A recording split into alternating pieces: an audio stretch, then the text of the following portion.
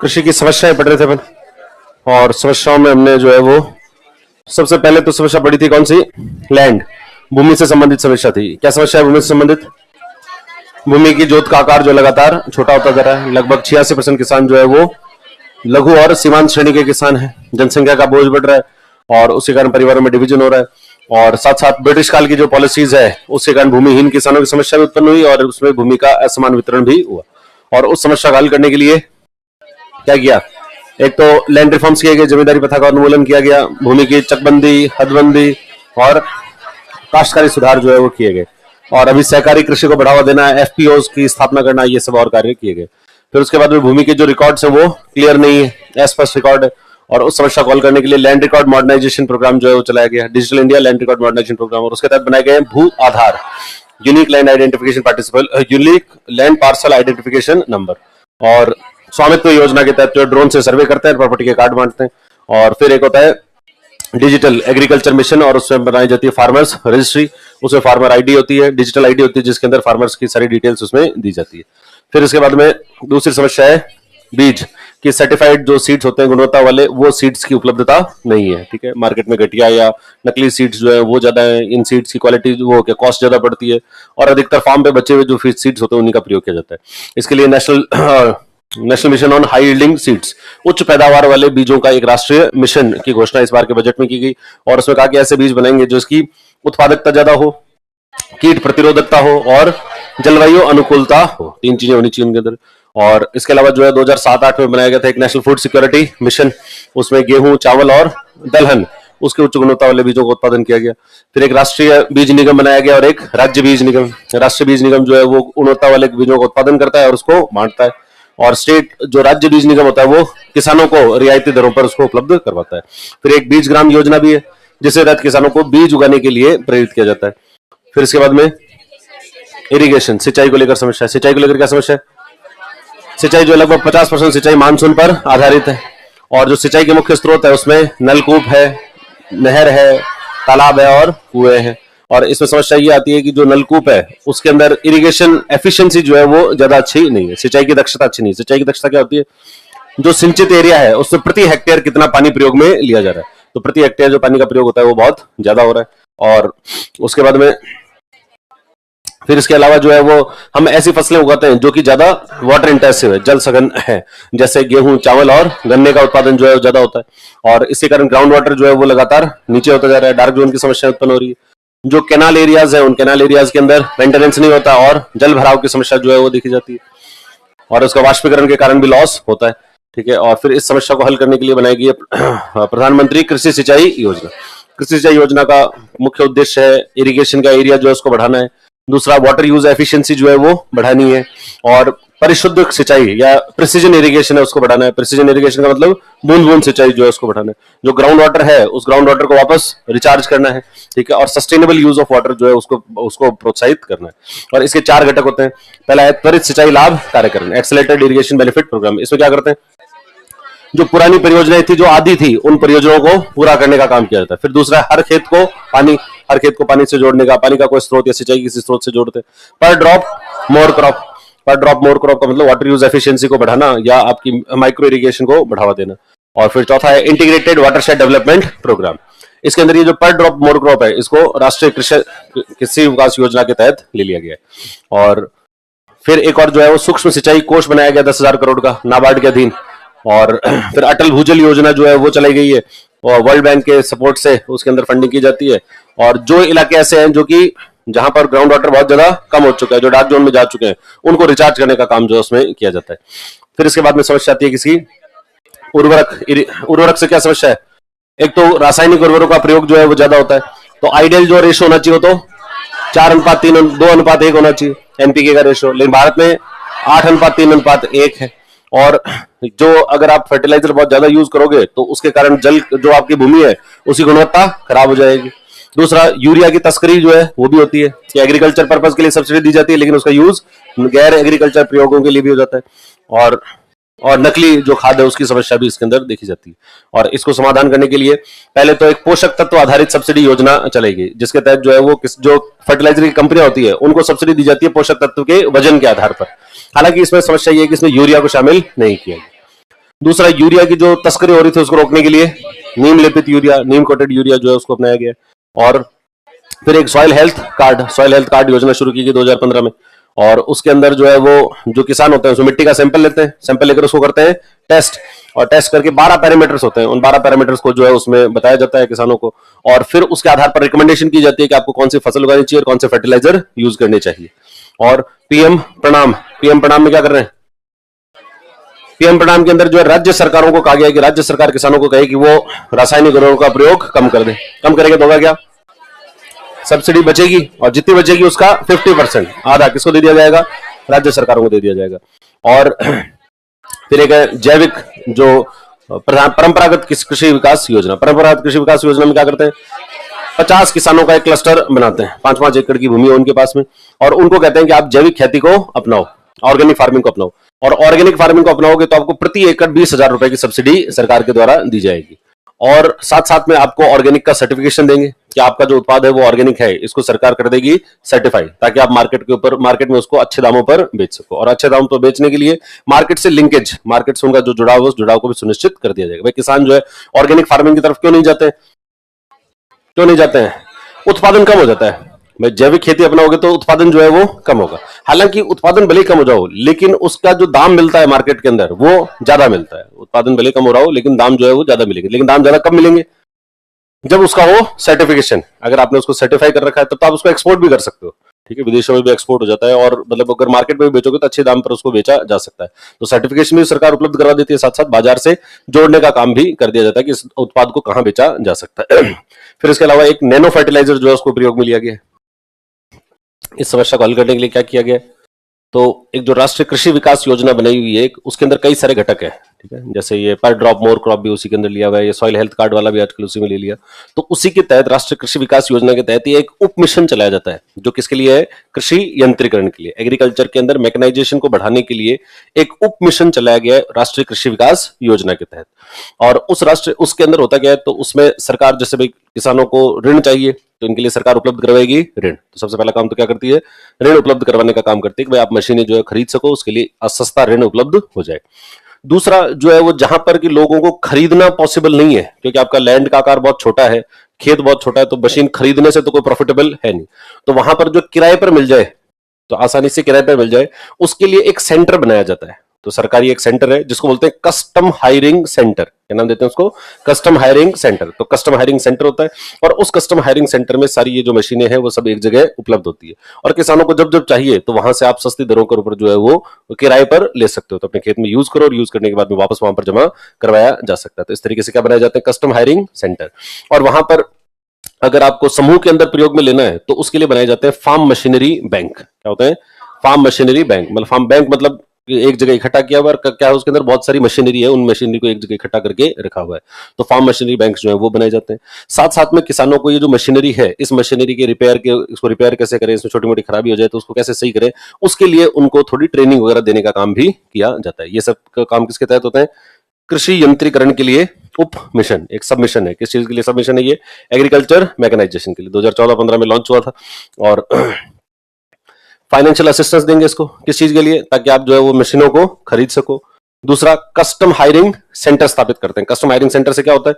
तो इससे आप जो है मशीनरी उसको क्या कर सकते हो? रेंट पर, किराए पर ले सकते हो। और फार्म मशीनरी बैंक स्थापित किए गए ताकि इनको समूह में प्रयोग में लिया जा सकते। फिर उनका प्रदर्शन और प्रशिक्षण कि उनको कैसे चलाया जाता है, कैसे यूज किया जाता है, उसके बारे में ट्रेनिंग देने का काम जो है वो किया जाता है। साथ साथ में अगर थोड़ा बहुत खराबी हो जाए तो रिपेयरमेंट करने का काम भी इसके तहत किया जाता है। मतलब सेल्फ हेल्प ग्रुप है, स्वयं सहायता समूह। स्वयं सहायता समूह क्या होता है? जो अपनी सहायता स्वयं करते हैं। महिलाओं के ऐसे समूह जो जिनके पास इनकम का खुद का कोई सोर्स हो, वो इनकम के लिए किसी और पर डिपेंडेंट ना हो, उनको बोलते हैं स्वयं सहायता समूह, ठीक है, सेल्फ हेल्प ग्रुप। तो ग्रामीण इलाकों में इस प्रकार के स्वयं सहायता समूह बनाए जाते हैं। उनको कुछ ना कुछ कौशल सिखाया जाता है, कौशल सिखाने के बाद में उनको बैंकों से लोन वगैरह जो है वो दिया जाता है, ताकि वो अपनी खुद की इनकम जो है जनरेट कर सके। ऐसे 15,000 स्वयं सहायता समूह जो है, एसएचजी, विमेन एसएचजी जो है, इन महिलाओं के एसएचजी को इनको क्या उपलब्ध करवाएंगे? ड्रोन उपलब्ध करवाएंगे। इनको कहेंगे कि आप ले लो ड्रोन खरीदो। अब ड्रोन खरीदेंगे, सब ड्रोन का तो पैसे लगेंगे, पैसे कहां से आएंगे इसके? तो सरकार कहेगी इसका जो जितना पैसा लगेगा उसका 80% हम आपको देंगे सब्सिडी। अगर 8 लाख रुपए तक, मैक्सिमम कितना है? 8 लाख, और 80% और मैक्सिमम 8 लाख तक। मतलब जैसे अगर ड्रोन 10 लाख रुपए का आया तो 10 लाख रुपए का ड्रोन है तो सरकार उसमें से कितने देगी? 8 लाख रुपए तो सरकार दे देगी। वो भी क्या है? सब्सिडी है, वो आपको वापस देने की जरूरत भी नहीं। फिर बाकी 2 लाख कौन देगा? नहीं नहीं, उसके लिए भी एक फंड बना हुआ है, एग्रीकल्चर इंफ्रास्ट्रक्चर फंड, नाबार्ड के अधीन ये फंड बना हुआ है, और इस फंड से आपको दिला देंगे लोन। तो बाकी 2 लाख का मिल जाएगा लोन और 80% मिल गई सब्सिडी, और अब आपको मिल गया ड्रोन। अब इस ड्रोन पर आपको जो पायलट बना देंगे, मतलब आपको ट्रेनिंग दे देंगे। तो ड्रोन लेने से थोड़ी उसको चलाना भी तो पड़ेगा, तो ड्रोन जो है ड्रोन पायलट बना देंगे कि उसका एक तो बनेगा पायलट, और पायलट को सरकार देगी ट्रेनिंग। फिर एक उसका होगा असिस्टेंट, खलासी। एक तो ड्राइवर होगा और एक खलासी भी होना चाहिए, तभी तो होगा, तभी चलाया जा सकता है। तो इसलिए फिर इनको ये सिखाएंगे, और फिर इनके अंदर थोड़ी छोटी मोटी खराबी होगी तो उनको सिखाया जाएगा। और फिर ये सिखा लिया, अब क्या करेंगे इस ड्रोन का? अब ये देंगे इसको किराए पर। किराए पर किसको देंगे? किसानों को। किसान क्या करेंगे ड्रोन का? वो फर्टिलाइजर छिड़कने के लिए, पेस्टिसाइड छिड़कने के लिए, उसके लिए किसका प्रयोग कर सकते हैं?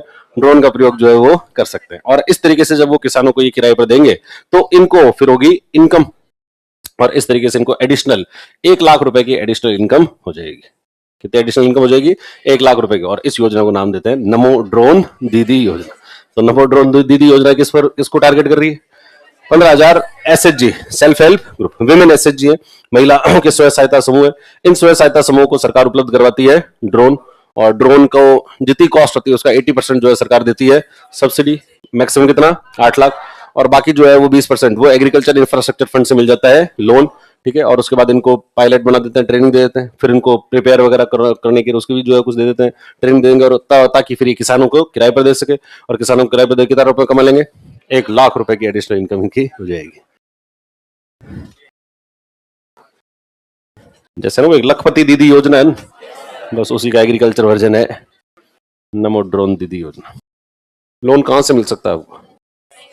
लोन के 2 प्रकार के सोर्स है। पहले तो होते हैं संस्थागत स्रोत, इंस्टीट्यूशनल सोर्सेस। इंस्टीट्यूशनल सोर्सेस का मतलब तो या तो कोई बैंक है, या कोई कोऑपरेटिव सोसाइटी है, कोऑपरेटिव बैंक है, या मान लो कोई आरआरबी है, रीजनल रूरल बैंक है, यहाँ से मिल सकता है। या फिर आपका जो यह कोई एनबीएफसी है वो आपको लोन दे सकती है। ये सब तो कैसे सोर्स है? संस्थागत है, इंस्टीट्यूशनल सोर्सेज। फिर एक होता है गैर संस्थागत, नॉन इंस्टीट्यूशनल सोर्सेस।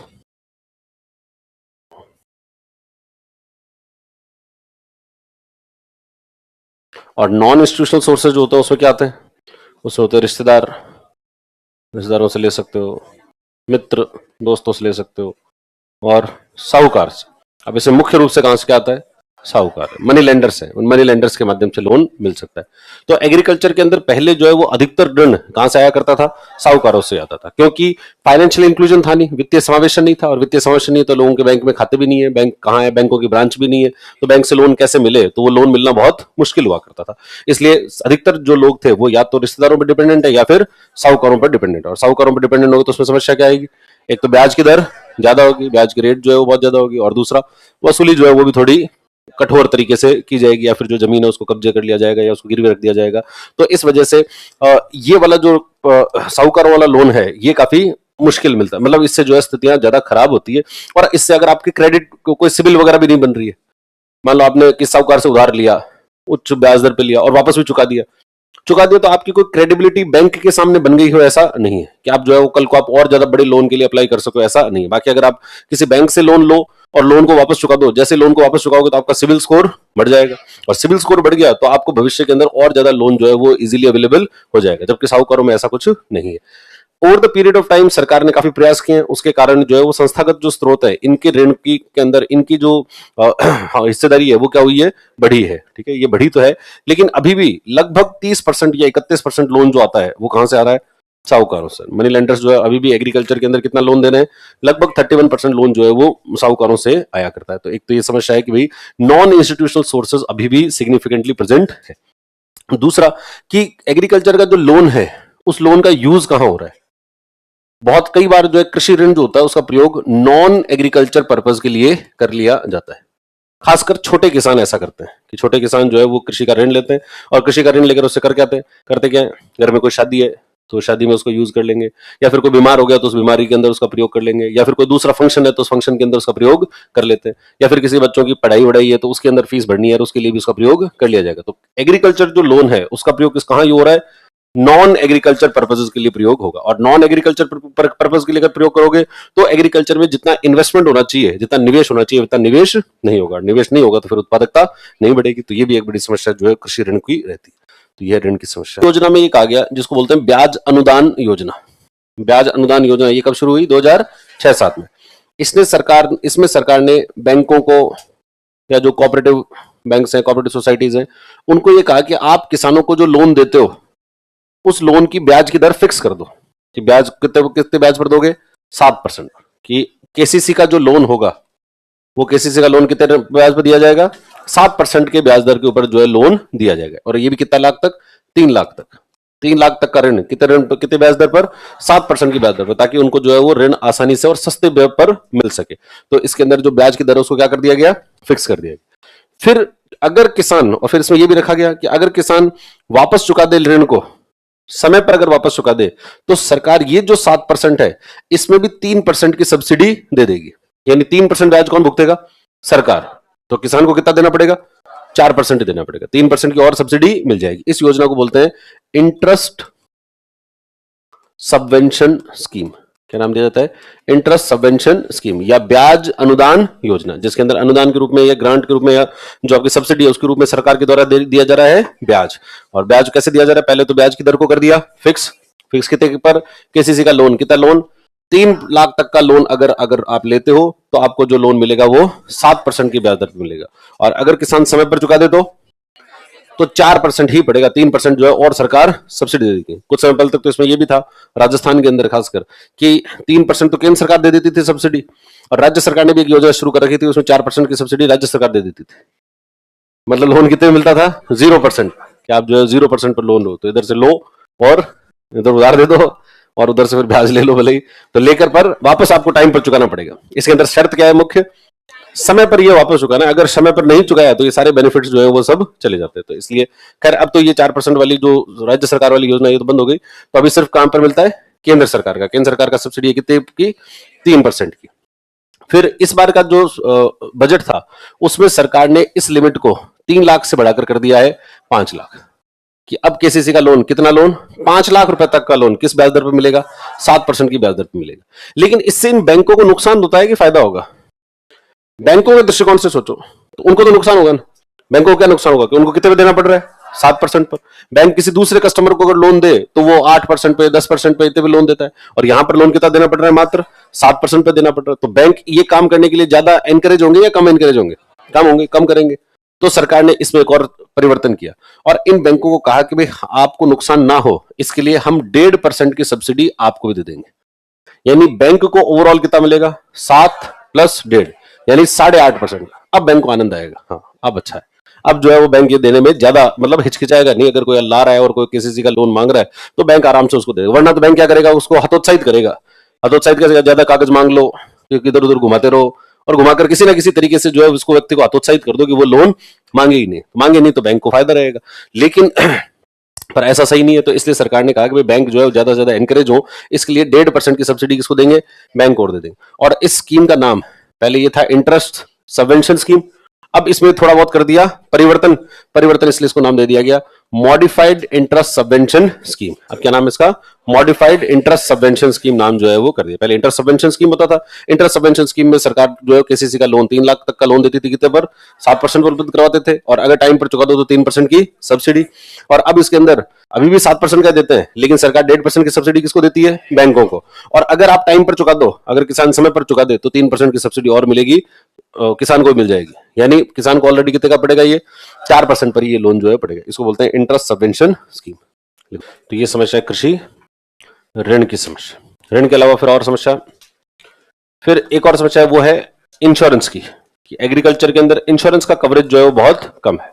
इंश्योरेंस क्या होता है? रिस्क जो होती है उसको मिटिगेट करने के लिए, रिस्क को कम करने के लिए करवाया जाता है इंश्योरेंस।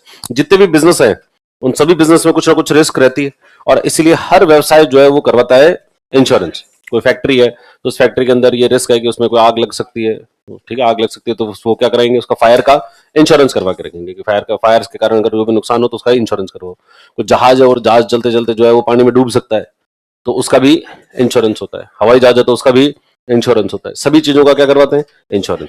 लेकिन रिस्क जो है सबसे ज्यादा अगर कहीं पर है तो वो कहां पर है, एग्रीकल्चर में। लेकिन फिर भी एग्रीकल्चर के अंदर इंश्योरेंस का कवरेज जो है बहुत कम है, कि किसान जो है इंश्योरेंस सबसे कम करवाते हैं, जबकि रिस्क क्या है, सबसे ज्यादा है। सबसे ज्यादा रिस्क होने के बाद भी इंश्योरेंस कम करवाते हैं। कम क्यों करवाते हैं इंश्योरेंस? कई कारण है। सबसे पहली बात तो जो है इंश्योरेंस के प्रति जागरूकता का अभाव है कि इंश्योरेंस होता क्या है, यही समझ में नहीं आता कि इंश्योरेंस क्या करवाएं, क्या होगा, इससे फायदा क्या होगा। तो फायदा क्या होगा, इंश्योरेंस करवाने से फायदा क्या होता है? अगर आपको नुकसान हो गया तो जितना नुकसान हुआ या जितने रुपए का आपने इंश्योरेंस करवा रखा है उतना इंश्योरेंस कंपनी आपको भुगतान कर देगी। लेकिन वो तो नुकसान अगर होगा तब वो इंश्योरेंस कंपनी भुगतान करेगी, उससे पहले हर साल आपको कुछ पैसा पे करना पड़ेगा, जिसको बोलते हैं अपन प्रीमियम। कि भाई जो इंश्योरेंस जिसने करवाया है, ये इंश्योरेंस की कंपनी है,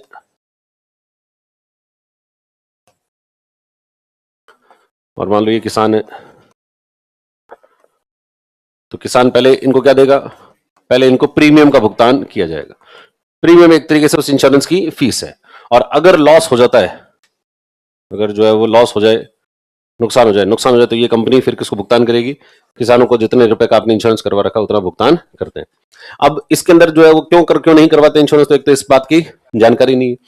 दूसरी समस्या ये भी होती है कि ये जो प्रीमियम है उसकी लागत थोड़ी सी ज्यादा पड़ती है, और प्रीमियम की लागत ज्यादा पड़ेगी तो उनको लगेगा कि पहले से इतना कॉस्ट हो रही है, पहले से खेती के अंदर इतने सब खर्चे लग रहे हैं, और उसके अंदर एक प्रीमियम वाले पैसे और लगे हैं, तो वो भी उतना सही जो है नहीं लगता। फिर तीसरी बात ये भी है कि अगर आप इंश्योरेंस करवा भी लो तो जिन लोगों ने इंश्योरेंस करवाया तो उनके एक्सपीरियंस ज्यादा अच्छे नहीं है, कि अगर लॉस हो जाता है तो आप तो टाइम टू टाइम प्रीमियम भुगत रहे हो, लेकिन जब लॉस होगा तो ये जो कंपनी होती है वो टाइम पर पेमेंट नहीं करते, तो टाइम पर उसका सेटलमेंट जो होता है वो समय पर नहीं होता है, क्योंकि सेटलमेंट करने के लिए कई चीजों को देखना पड़ता है। देखना ये पड़ता है कि आपकी लॉस जो है वो कितना हुआ है, कितना वाकई नुकसान जो है कितना हुआ है, तो उसको असेस करना पड़ेगा, उसका सर्वे करना पड़ेगा, सर्वे करके पता लगाना पड़ेगा कि आपके यहाँ कितना उत्पादन होता था और अभी उत्पादन कितना हुआ है, वैसे कितना होता था जनरली और अभी कितना हुआ है, तो अंतर है वो आपका लॉस है। कि यहाँ पर जो है मान लो कि आपके प्रति हेक्टेयर 10 क्विंटल का उत्पादन होता था और अभी 2 क्विंटल का ही हुआ है, इसका मतलब 8 क्विंटल का हो गया है लॉस। तो अब ये लॉस को आपको गणना करनी पड़ेगी, इसको कैलकुलेट करना पड़ेगा। तो कैलकुलेट करने में, उसको इंश्योरेंस का क्लेम पास करने में कंपनियां जो लगा देती है टाइम, तो समय पर जो है वो क्लियर होता नहीं। इस वजह से एग्रीकल्चर के अंदर इंश्योरेंस जो है वो, और इंश्योरेंस का कवरेज जो है बहुत कम है। तो ये समस्या है किस बात की, कृषि के अंदर इंश्योरेंस की। देखो, प्रधानमंत्री फसल बीमा योजना जो है काफी बड़ी स्कीम है वैसे तो ये, लेकिन इसके बारे में 4 बातें हैं जो दिमाग में रख लो तो ये स्कीम जो है वो अपन को याद हो जाती है। पहली बात तो इस योजना के अंदर जो कवरेज है वो कॉम्प्रिहेंसिव है, व्यापक है।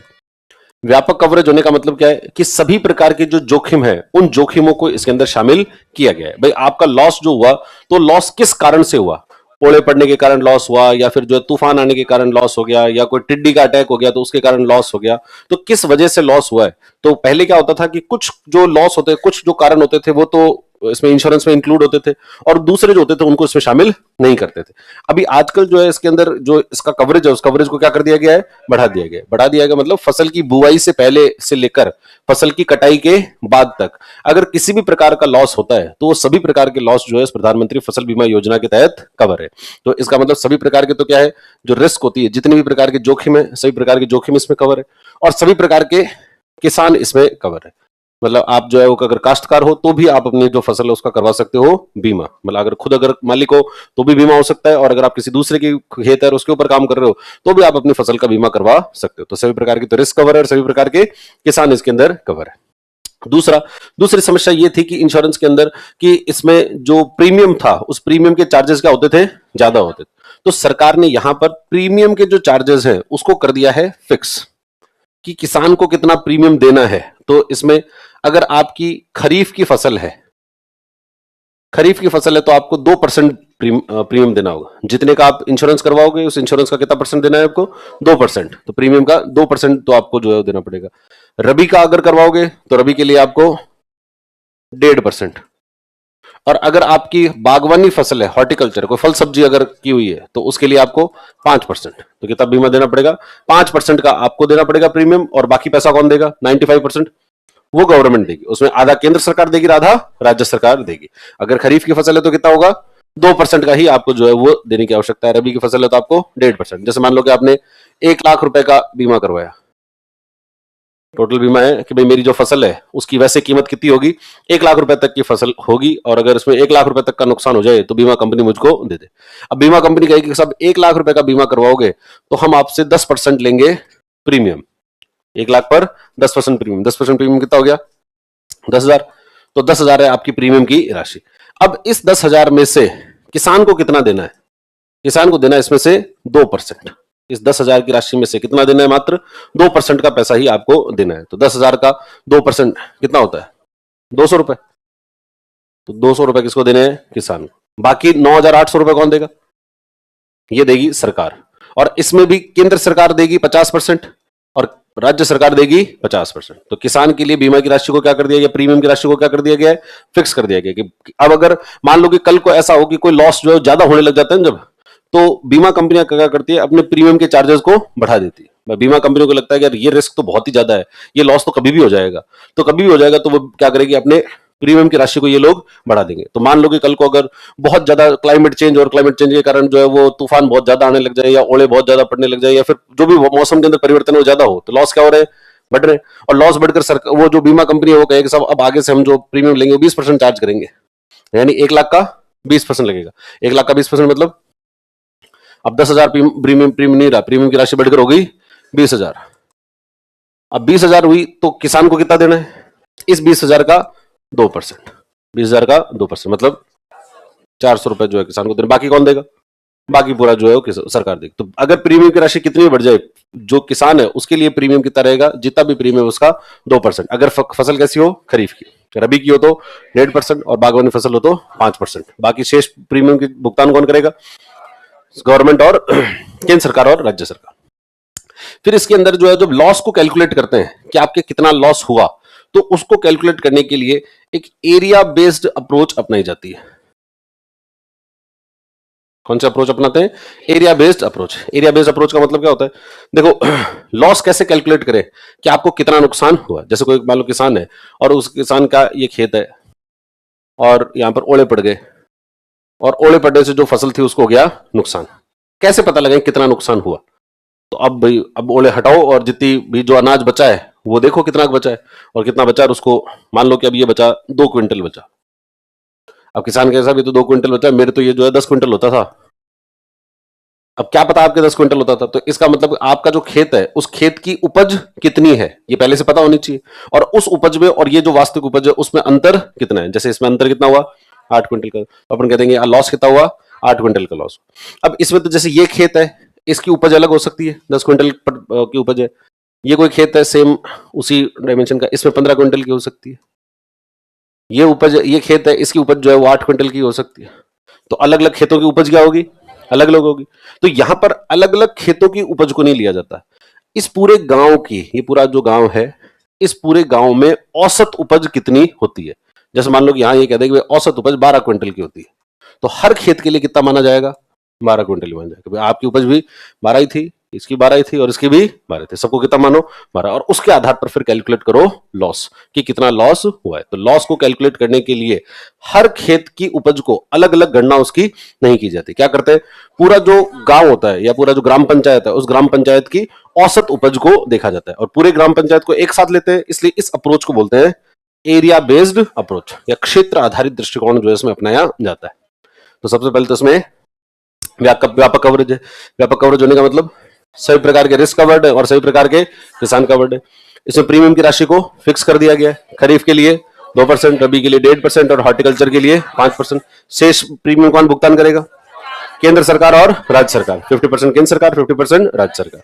कौन सी अप्रोच अपना रहे हैं, area based approach. Area based approach का मतलब उपज का निर्धारण करने के लिए पूरा जो ग्राम पंचायत है उस ग्राम पंचायत की औसत उपज को लिया जाएगा, इंडिविजुअल खेत की उपज को ध्यान में नहीं रखा जाता है।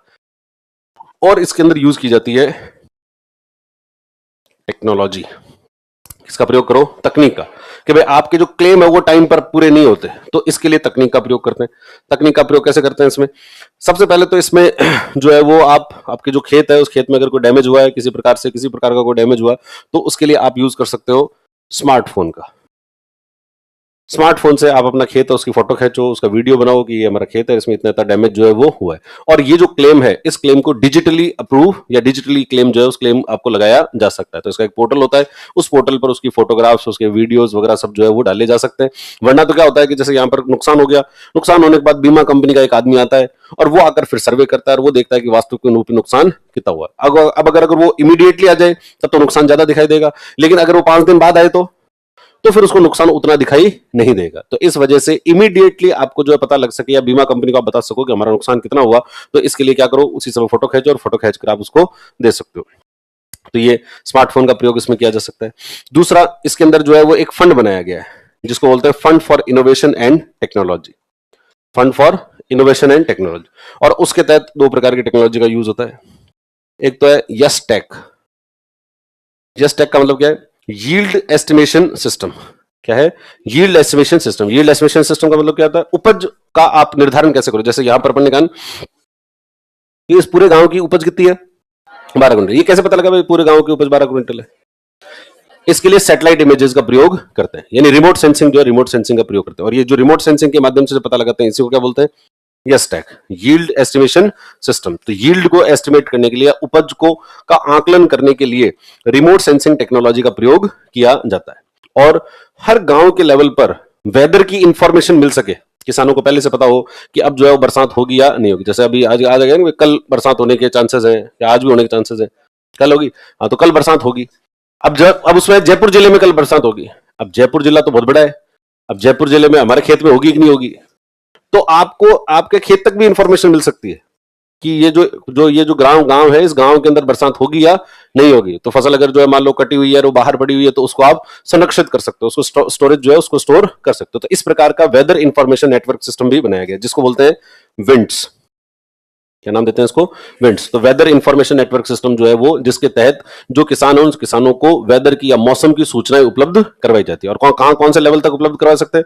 ब्लॉक स्तर पर या गांव स्तर के पर भी उपलब्ध करवा सकते हैं। फिर अगर बरसात हुई तो कितनी हुई, बूंदाबूंदी हुई या फिर ये बहुत तेज बरसात हुई है, तो बरसात को मापो। तो वर्षा मापी जो है वो संयंत्र भी उसमें लगाए जाते हैं, जिससे कि उसको मापा जा सके। इस तरीके से किसका यूज कर रहे हैं इसमें? टेक्नोलॉजी का यूज कर रहे हैं। तो प्रधानमंत्री फसल बीमा योजना, कितनी चीजें याद रखनी इसमें? 4 बातें याद रखनी। पहली बात तो इसमें कैसा कवरेज है? कॉम्प्रिहेंसिव, व्यापक कवरेज है, मतलब सभी प्रकार के रिस्क, सभी प्रकार के किसान कवर्ड। दूसरा, प्रीमियम की राशि को फिक्स कर दिया गया। खरीफ के लिए 2%, रबी के लिए 1.5% और हॉर्टिकल्चर के लिए 5%। एरिया बेस्ड अप्रोच है, यानी पूरे क्षेत्र का जो आकलन है वो एक साथ किया जाता है। और टेक्नोलॉजी का यूज होता है, तो स्मार्टफोन्स का प्रयोग होता है। और एक टेक्नोलॉजी का फंड बनाया गया, fund for innovation and technology. उसमें एक तो यस टेक और दूसरा विंड्स का प्रयोग किया जाता है। आप लिखो देखिए।